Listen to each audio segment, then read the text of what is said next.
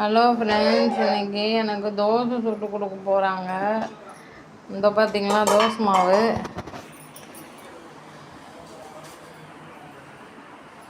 தோசை எப்படி வருதுன்னு பார்க்கலாமா?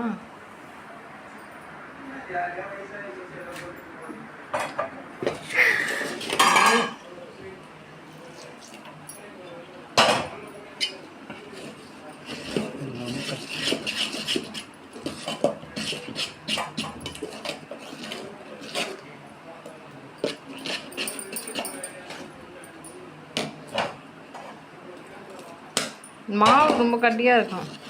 நேற்று நாங்கள் இட்லி தான் சுட்டோம், தோசை சுடவே இல்லை. அதனால் கட்டியாக இருந்துச்சு மாவு. அதனால் தண்ணியை ஊற்றி நல்லா கலக்குறாங்க. கலக்கி ஃபைன். இப்போ பார்த்தீங்கன்னா தோசை சுடணும். நல்ல பெரிய தோசை, அகலமான தோசை. 12ஆம் நம்பர் தோசை. இது தோசைக்கல். இது ஒரு சைஸ் ஒன்று சொல்லுவாங்க, 12ஆம் நம்பர் தோசைக்கல். அந்த அகலத்துக்கு வருமா.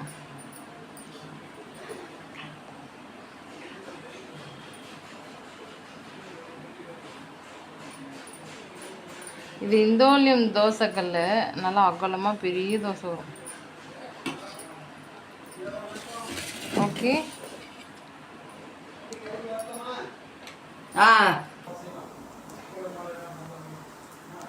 பாருங்க.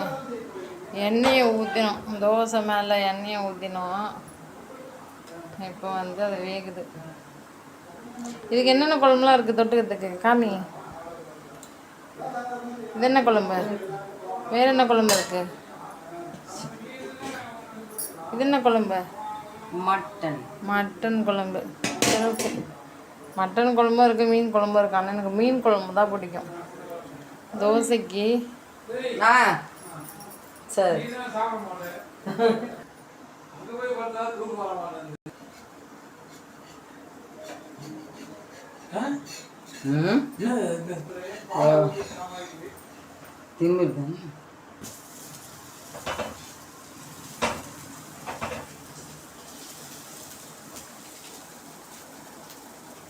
இது தட்டில் போட்டு பார்க்கலாமா? எவ்வளோ பெரிய தோசை வருதுன்னு பார்ப்போம். தட்டில் போடு. தட்டில் போடு.